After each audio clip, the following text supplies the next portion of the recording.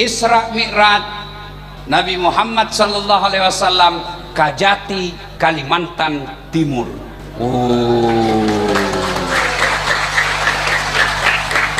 Ibu-ibu, aku kasih tahu kini bu, ibu,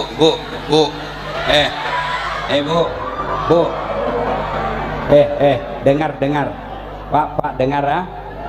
Kalau masjid, panitia masjid Islamic Center bikin Isra Mi'raj tidak biasa. Kenapa? Memang kerjanya itu. Kalau majelis ulama Kalimantan Timur bikin Isra Mi'raj tidak spesial. Kenapa? Kerjanya memang ulama. Tapi kalau jaksa bikin Isra Mi'raj, ini baru luar biasa. Kenapa? Bukan kerjanya. Jaksa itu kerjanya menuntut perampok. Jaksa itu tangkap koruptor, tapi tidak pilih-pilih. Bukan di sini, di sini. Masya Allah. Itu tadi tuh di Sungai Mahakam saya lewat, banyaknya itu pengangkut batu bara. La haula wala. Kaya memang ini Kaltim. Tapi kenapa masih banyak jalan bolong-bolong?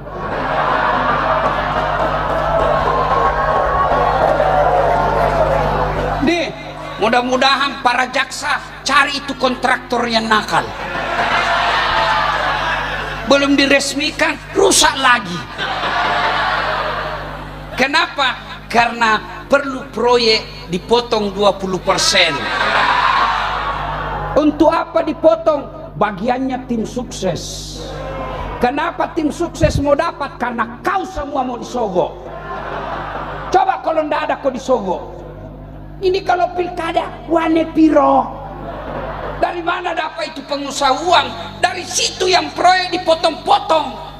Kenapa dipotong? Karena kau semua mau disogok. Jadi jangan kau salahkan kalau pejabat koruptor, karena kau juga materialistik. Apa? Masih mau kau? Apa minta ku bilang?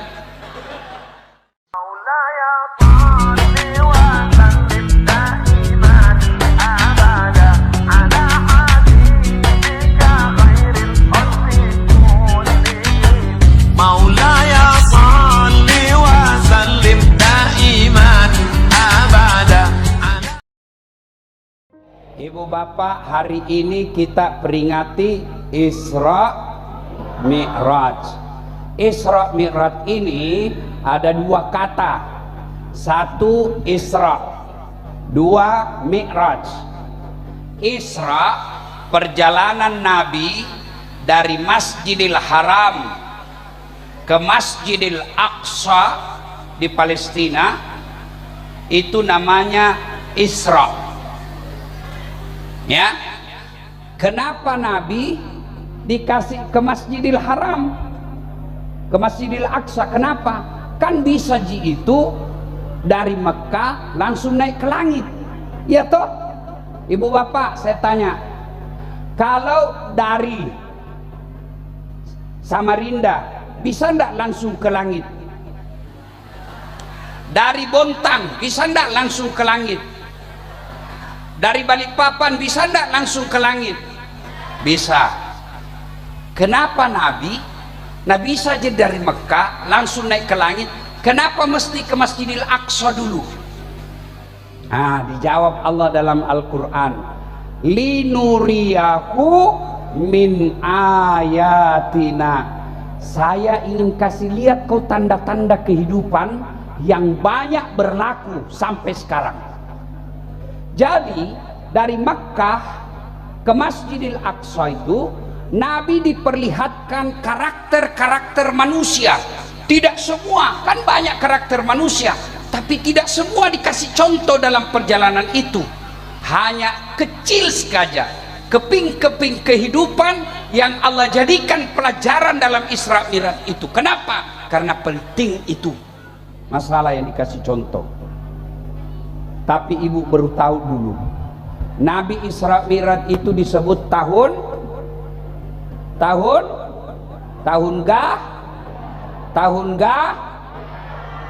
beleng-beleng. Tahun gajah itu Bu, Maulid. Oh, makanya belajar. Isra Mi'raj disebut tahun gajah lagi. La ilaha illallah. Tahun duka cita, tahun mesinya wala ngabita, maka disebut tahun duka cita. Kenapa disebut tahun duka cita? Dua orang yang paling mencintai Nabi dan dicintai Nabi mati pada tahun yang sama. Siapa? Paman beliau Abu Thalib dan istri beliau Siti Khadijah. Sampai sedihnya Nabi ditinggal istrinya. Nabi sampai berkata waktu meninggal Khadijah, barang siapa seorang istri meninggal dunia lalu suaminya berduka terus mengenang kebaikan istrinya, maka itu ciri-ciri perempuan itu pasti masuk surga. Dengar Ibu, yang aku pura-pura ndak dengar. Woi, dengar. Diam. Nabi bilang begini, barang siapa seorang istri meninggal dunia lalu suaminya yang ditinggal selalu berduka, dia kenang terus kebaikannya istrinya, itu perempuan pasti masuk surga. Jadi misalnya Ibu, misal gini toh, misal Ibu lebih dulu meninggal, besok Ibu meninggal, misal lalu suami bilang, baik betul ini istriku Ustaz. Rasanya ndak bisa kusambung hidupku Ustaz, meskipun dia gendut, tapi ku sayang Ustaz. Itu ciri-ciri penghuni sorga. Tapi kalau sebaliknya, begitu Ibu meninggal, suami mau masuk kamar berteriak merdeka.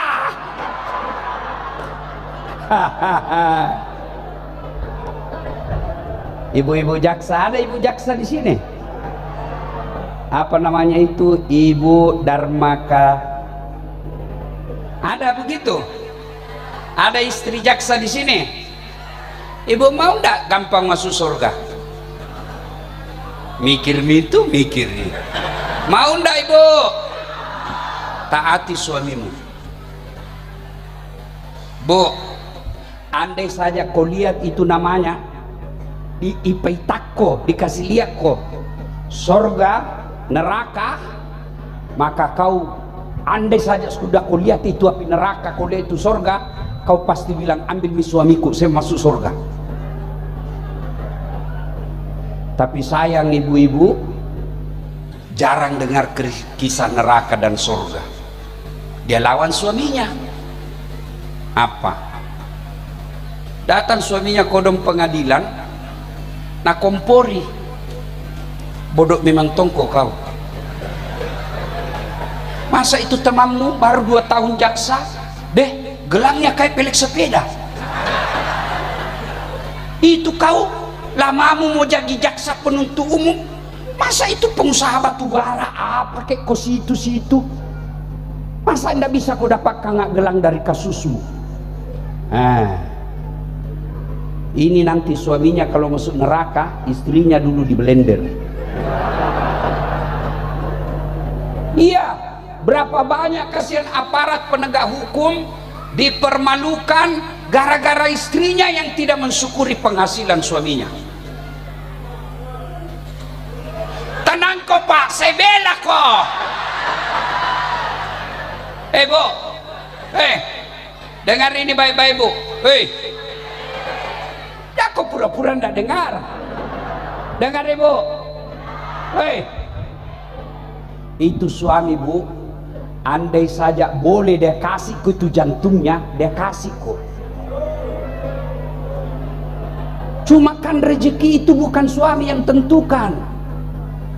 Dia bersaudara, seibu sebapak, tapi kan rezeki itu Allah yang ngatur. Kalau itu manusia yang ngatur, mestinya itu yang bersaudara sama rezekinya, mestinya itu semua yang jaksa sama pangkat golongannya, sama jenis mobilnya. Tapi kan Allah yang ngatur itu rezeki suamimu. Sehingga apa? Ada kalian sudah 30 tahun jadi jaksa masih ngontrak-ngontrak. Ada kasihan yang baru 10 tahun sudah ada rezekinya mobil. Itu Allah yang ngatur. Jadi jangan kau paksa suamimu gigit sikunya. Ibu-ibu, ku kasih tahu kini bu, ibu, bu, dengar, Pak, dengar ah. Kalau masjid, panitia masjid Islamic Center bikin Isra Mi'raj tidak biasa. Kenapa? Memang kerjanya itu. Kalau majelis ulama Kalimantan Timur bikin Isra Mi'raj tidak spesial. Kenapa? Kerjanya memang ulama. Tapi kalau jaksa bikin Isra Mi'raj, ini baru luar biasa. Kenapa? Bukan kerjanya. Jaksa itu kerjanya menuntut perampok. Jaksa itu tangkap koruptor. Tapi tidak pilih-pilih. Bukan di sini. Masya Allah. Pak Kajati, saya kasih tahu Bapak ini ya. Ini tahun ini, inilah Isra Mi'raj pertama untuk saya. Kejaksaan Tinggi Kalimantan Timur. Masya Allah. Dan Pak Kajati sudah 3 kali undang saya ceramah. Waktu di Makassar diundang, menikah anaknya diundang lagi, hari ini diundang lagi. Mudah-mudahan yang pangkat-pangkat kombes kalau polisi yang 3 bunga-bunga segera juga menjadi jaksa tinggi. Amin. Kita doakan para jaksa yang hadir di tempat ini, insya Allah jaksanya akan memudahkan masuk ke dalam surga. Itu tadi tuh di Sungai Mahakam saya lewat, banyaknya itu pengangkut batu bara. La haula wala, kaya memang ini Kaltim. Tapi kenapa masih banyak jalan bolong-bolong?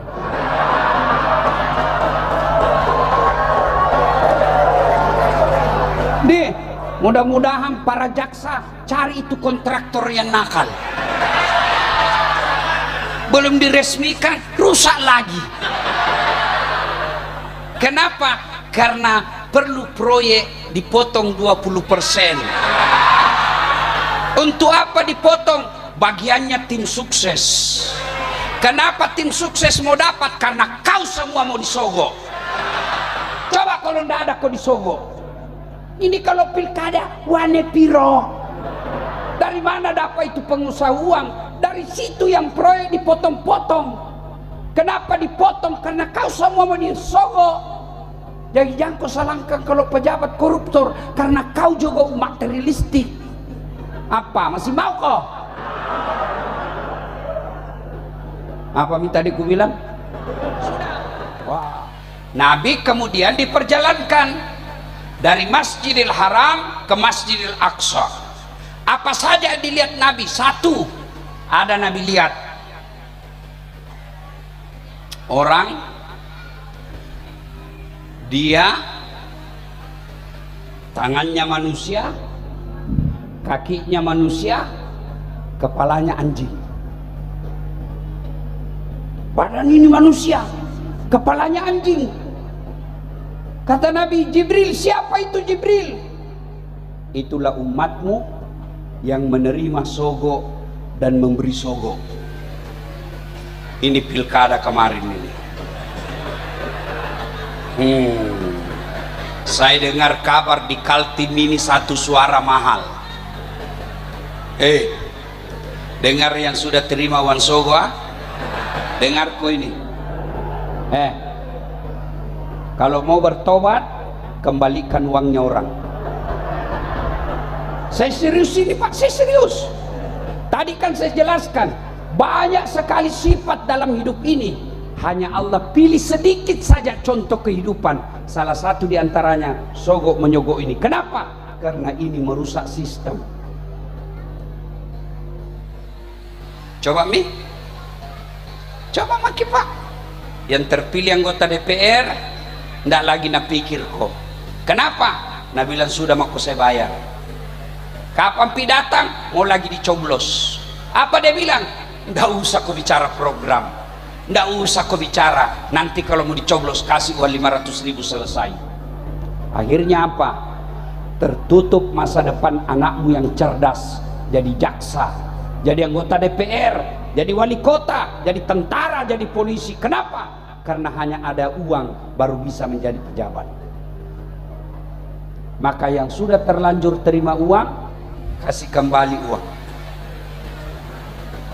Jangan ketawa, saya serius ini. Sudah habis Ustaz. Jalan keluar yang kedua, Bapak pergi minta maaf. Kalau dia bilang saya maafkan kamu, selesai. Tapi kalau berkaitan uang kembalikan. Kalau dia bilang sudah saya ikhlaskan, tidak ada dosamu. Kalau tidak dikembalikan dan dia tidak rida, uang yang 300.000, 500.000 itu, kata Nabi, hanya api neraka yang bisa membersihkannya. Kalau orang korupsi 30 miliar masuk neraka, nah nikmati 30 miliar Pak, bisa beli mobil mewah, rumahnya bagus, ke Eropa jalan-jalan, 30 miliar. Tapi kalau 300.000 masuk neraka, itu ya selina beleng-beleng ya. Duduk. Termasuk, maafkan saya Bapak Ibu yang jadi pegawai negeri karena nyogok. Jumhur ulama, mayoritas ulama mengatakan selama gaji itu kau terima, selama itu kau makan uang haram. Jadi kalau jadi polisi, jadi ASN nyogok, tidak bisa orang Ustaz. Saya bisa jadi pegawai, berapa kak bersaudara jadi pegawai negeri, tidak ada yang nyogok, uang fotokopi saja. Kalau mau daftar, ibu bapak sholat hajat, minta sholat tengah malam, 40 malam kau tahajud berturut-turut, masa Allah tidak kasih kau? Nah Allah sudah katakan, ud'uni astajib lakum, minta kau kepadaku, pasti saya kabulkan. Kalau tidak dikasih, berarti yang kau minta tidak baik. 2014 yang lalu di Makassar, saya ikut Pilwali Makassar, 10 pasang calon. Kalau Ustaz, tidak, cuma yang menang lebih banyak suaranya. Padahal doa saya, tahajud saya.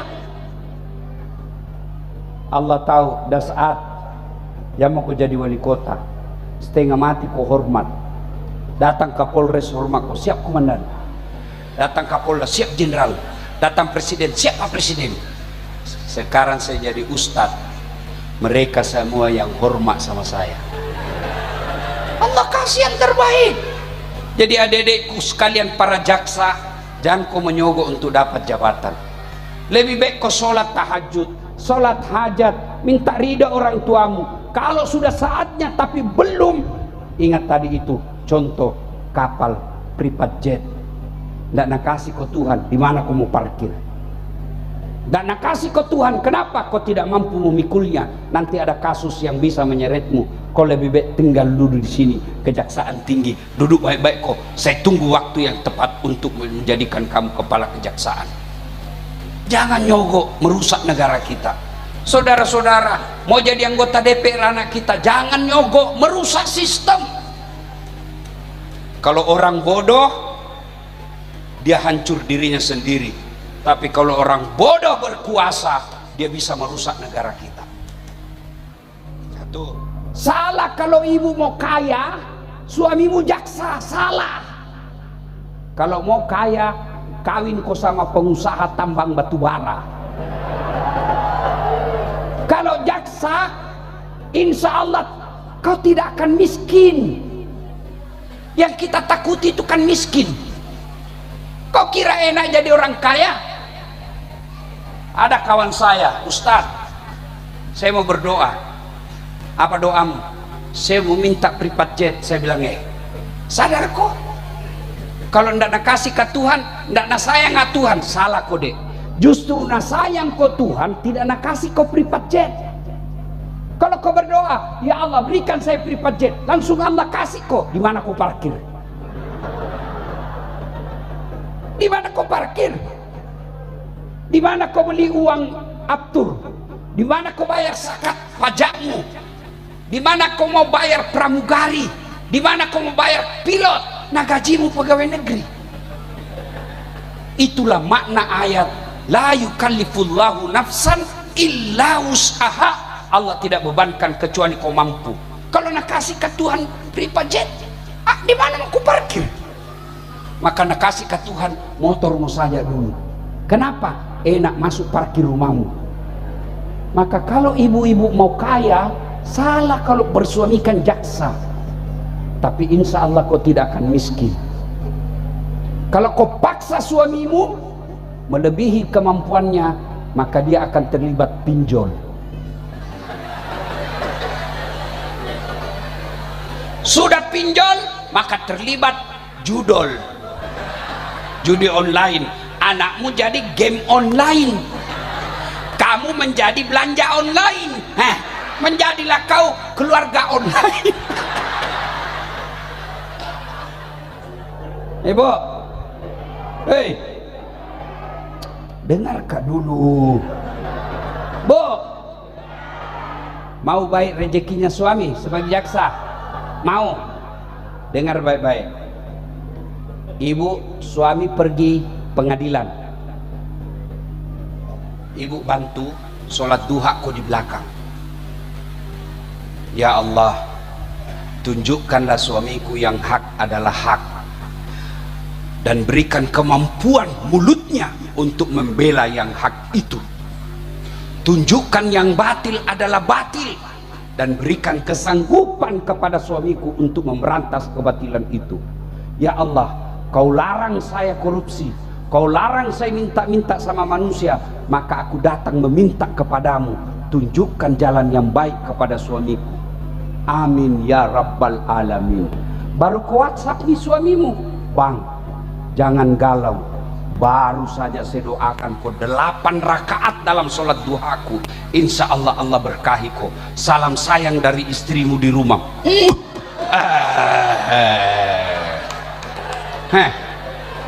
Saya tanya sama Pak Jasa, pernah di WhatsApp istri kita begitu?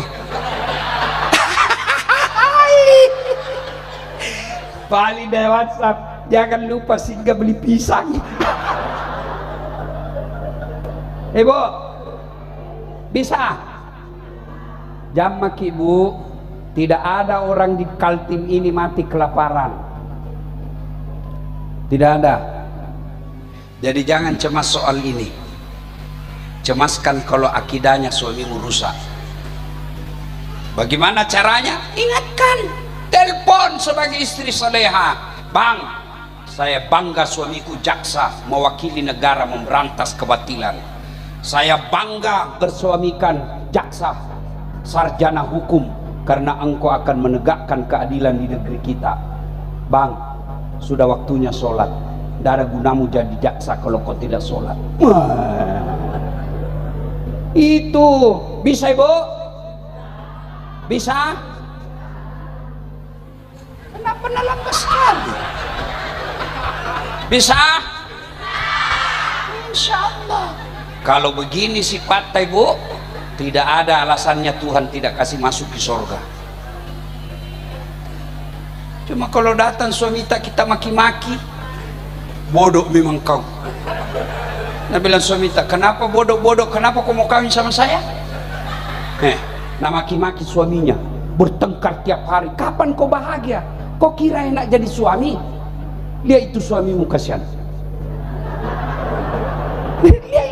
Di kantor dimarah-marahi sama Kajati, siap pak. Biar salah, dia siap salah pak. Biar benar, siap salah pak. Datang suami istrinya, kenapa kau tidak lawan? Apa mau dilawan? Nah dia pimpinan. Kok kira enak jadi suami? Hah? Sampai lagi di pengadilan kadang-kala kasihan diteror. Sampai lagi di jalan warung kopi, baru mau masuk semua orang sangka buruk, mau lagi ditraktir, mau lagi ditraktir. Di jalan lagi, lewat lagi, kasihan penuh asap. Kau di rumah tinggal.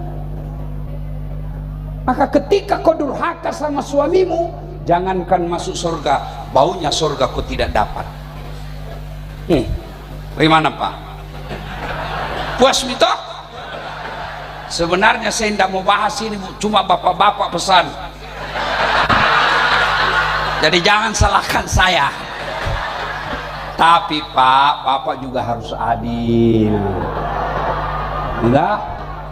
Lihat kasihan istri tak di rumah. Lihat kasihan itu istri. Siapa yang lahirkan istri kita? Ayo jawab Pak. Siapa lahirkan istrimu? Ibunya. Siapa yang carikan nafkah? Bapaknya. Siapa yang didik dan sekolahkan? Orang tuanya. Siapa diikuti sekarang? Suaminya. Kenapa? Karena dia sayang sama suaminya. Lalu sampai di kalting kau selingkuh, kau sakiti hatinya. Nah bilang jalla istriku Ustaz, ya jodohmu. Kenapa? Allah Maha Adil. Karena kalau dia cantik, dia malu jalan sama kau. Kenapa? Karena kau juga jelek. Itu adil toh.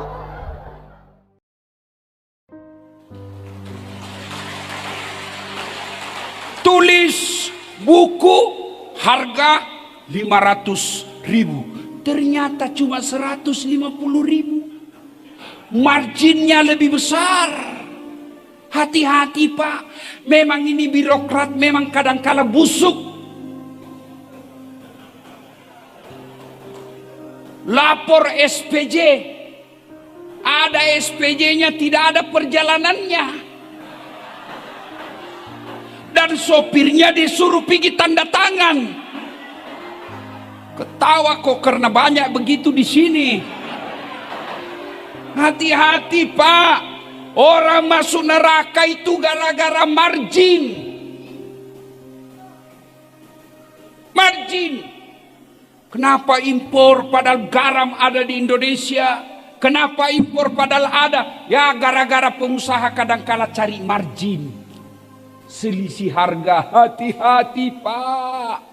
Selisih harga yang kau dapat secara batil, tidak halal. Apalagi kau sunat hak-haknya yatim piatu.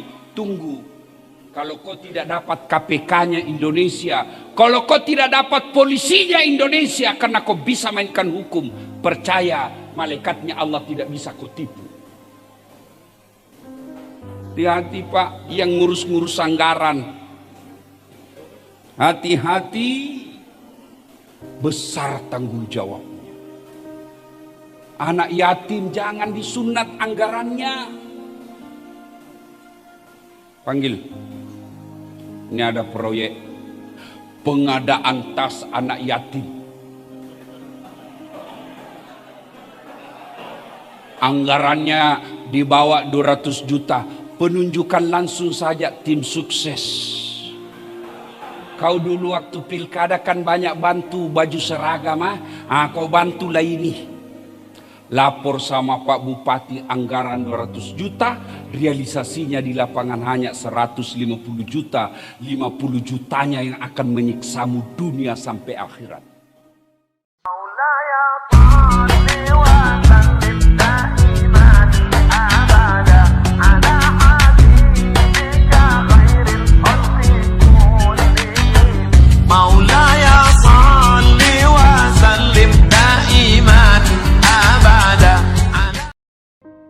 Waqala idzan Bismillahirrahmanirrahim.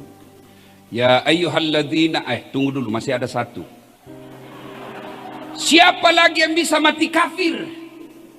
Mereka yang masuk pegawai nyogo.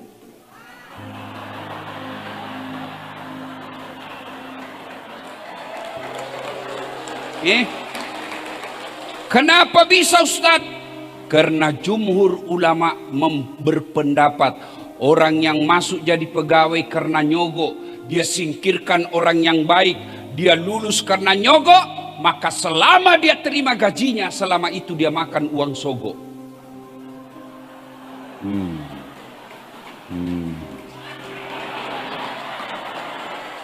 Makanya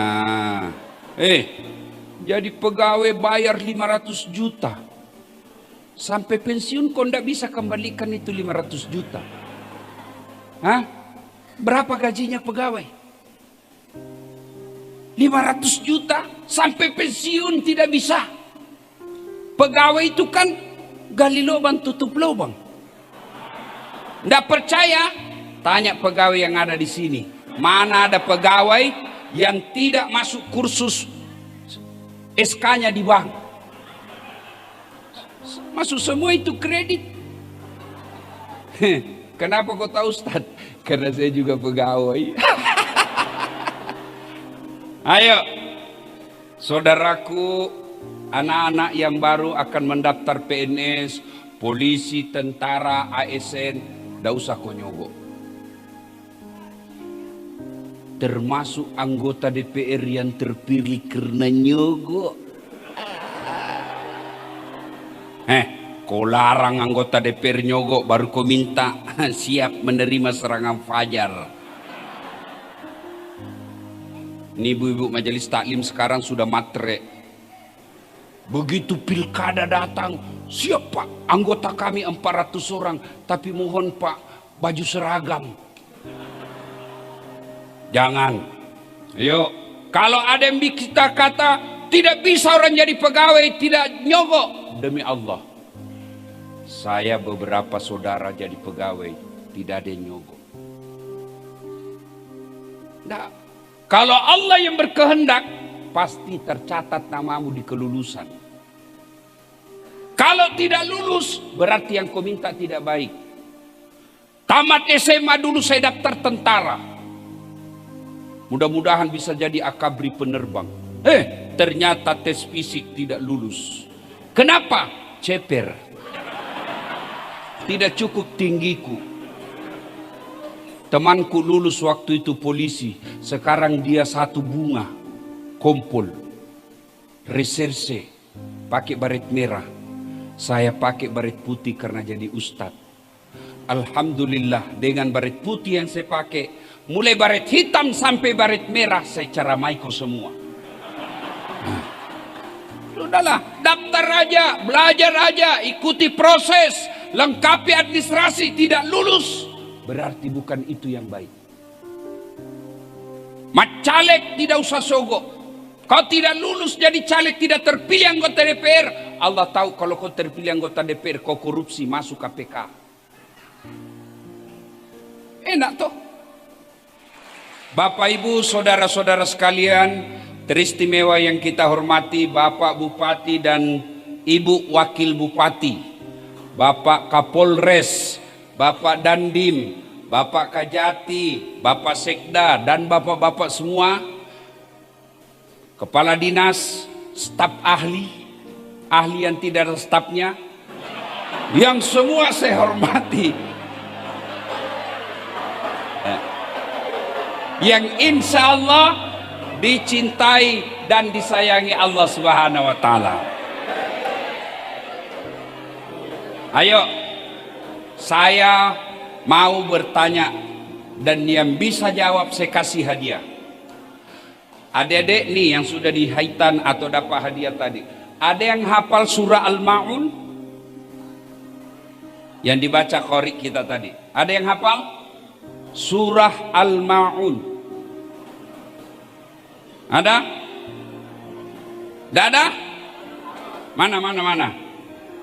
Ayo. Sini. Hadiah. Uang merah. Ayo, siapa? Hah? Siapa yang hafal? Tidak ada? Waduh. Saya yakin banyak yang hafal, cuma dia tidak tahu nama surahnya ini. Kalau saya baca pasti, oh itu. Kalau layangan putus, nah hafal. Ayo. Siapa yang hafal? Sini, sini. Kalau begitu ada. Kalau begitu pegawainya lagi ASN, ASN. Ada yang hafal? Jangan kasih malu bupatimu, bos. Mana? Ayat ini yang hampir semua kita hafal. Tapi kadang kita hafal dan kita baca, ternyata ayat itu ngena diri kita. Kenapa? Karena kita tidak tahu makna ayat itu.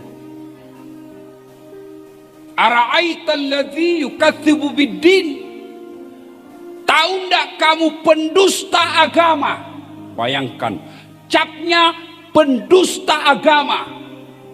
Apa yang dimaksud pendusta agama? Puasanya dusta, hajinya dusta, ngajinya dusta. Bahkan ada ulama mengatakan sahadatnya pun dusta. Tahu dusta? Tahu dusta? Bohong. Puasanya bohong, hajinya bohong, bahkan salatnya bohong, bahkan sahadatnya pun bohong. Tipu daya saja. Siapa mereka yang termasuk kategori? Kasih masuk dulu. Pendusta agama, satu, mereka yang menghardik anak yatim. Pak Bupati sadari ini. Maka Pak Bupati setiap ulang tahun, ayo festival anak yatim. Saya awalnya tidak mau datang ke sini karena ada acara saya di Medan. Tapi ketika Pak Bupati katakan festival anak yatim, saya takut masuk kategori pendusta agama. Siap datang. Alhamdulillah. Hati-hati panitia. Ada panitia? Biasanya kesrah. Hati-hati. Jangan sampai harga ditulis 1,5 juta, isinya 800.000. Hati-hati kau cilaka. Na blender kau malaikat nanti. Hati-hati. Termasuk sekda yang tanda tangan.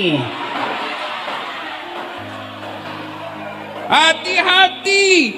Ini anak yatim, bos.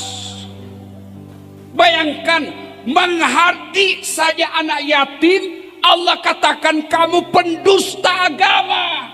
Apalagi kalau kau potong jatahnya mereka.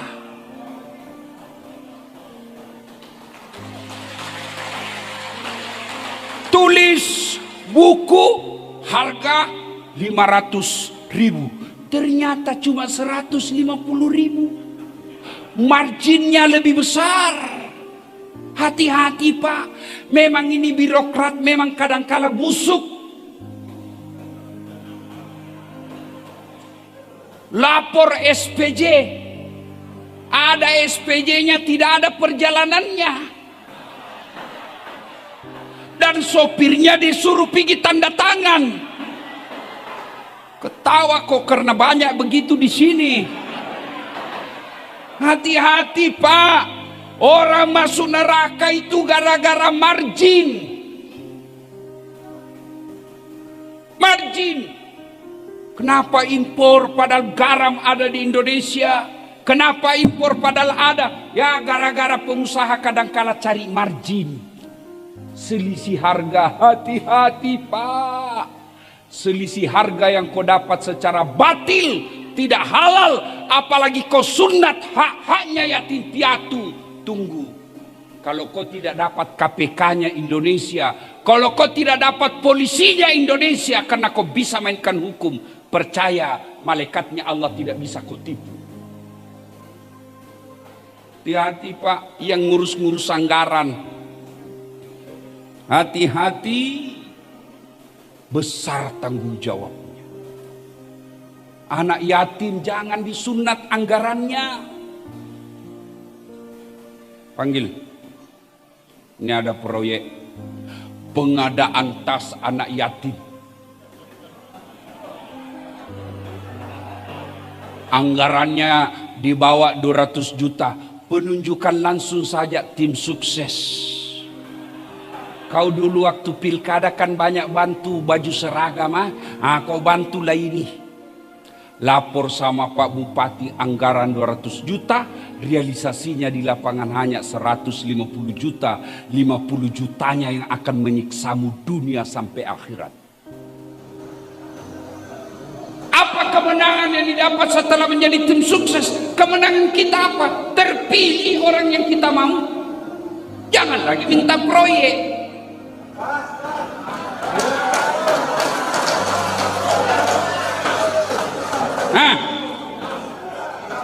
Gaspol atau rem-rem?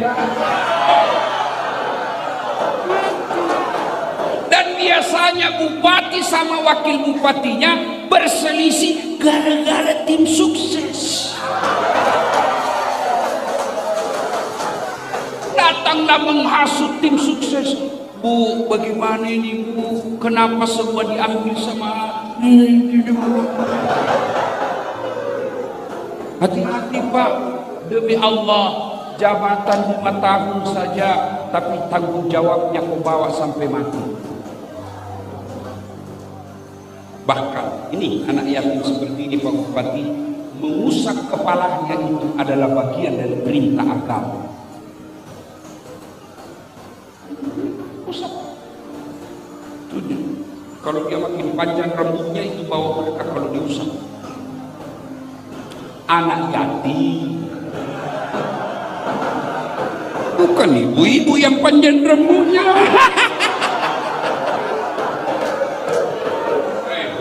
Ini kan Pak, ibu-ibu banyak protes saya Bupati. Dia bilang lebih banyak laki-laki selingkuh daripada perempuan. Saya bilang sadar kok Ibu. Sama banyaknya. Kenapa? Karena laki-laki selingkuh juga sama perempuan. Berarti sama jumlahnya toh. Masa laki-laki selingkuh sama laki-laki?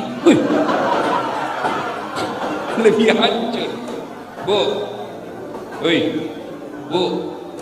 Bu. Jangan percaya film layangan putus. Itu menghasut dan memprovokasi rumah tangga muslimah. Masa ada laki-laki baik-baik, sholatnya bagus, sedekahnya baik, tampangnya baik, tutur katanya lembut, masa dia pergi berselingkuh? Itu tidak masuk di akal. Akhirnya kami yang baik-baik ini kok curigai juga. Yang benar aja bos.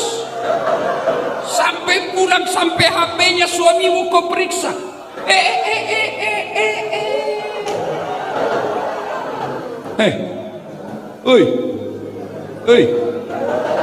Dengar baik-baik, kami ini laki-laki tergantung istri. Kalau istrinya baik, tutur katanya lembut, penampilannya menawan, tidak mengganggu, dia urus anak-anaknya di rumah, dia hormati mertuanya, biar perempuan mana yang goda, dia akan berkata, ada bidadari surga di rumah.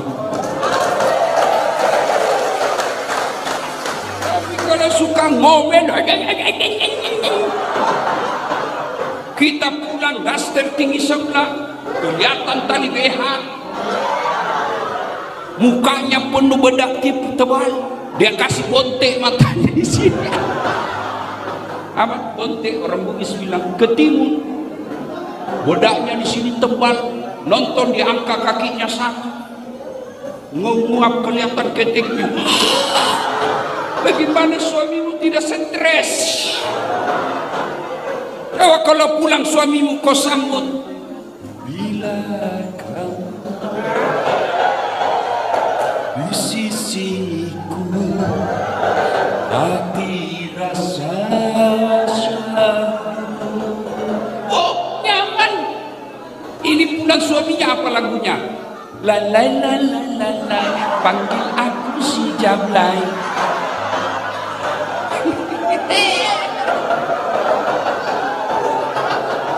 Ya, Lain kali kita bahas ini, lain kali ya.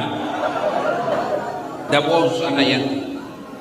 Maka mereka yang menghardi anak yatim piatu, membiarkan mereka terlantar demi Allah, biar hitamnya jidatnya sholat, Senin Kamis dia puasa, tahajud tiap malam, tadarusnya rajin, dia biarkan anak yatim terlantar di samping rumahnya. Apalagi anak yatim itu ada di rumahnya dan dihardik, dimaki, dipekerjakan melebihi kekuatannya, maka kalian termasuk di dusta. Lihat, maka mudah-mudahan program ini, festival anak yatim, Allah dan Rasulnya tersenyum melihat Kabupaten Bone Pulang. Tapi catatan tadi itu panitianya bilang kok cari margin. Kalau sepatunya harga 50.000, tulis itu 50.000, dan sewajarnya kau tambah 1.000, jangan kau malah ambil.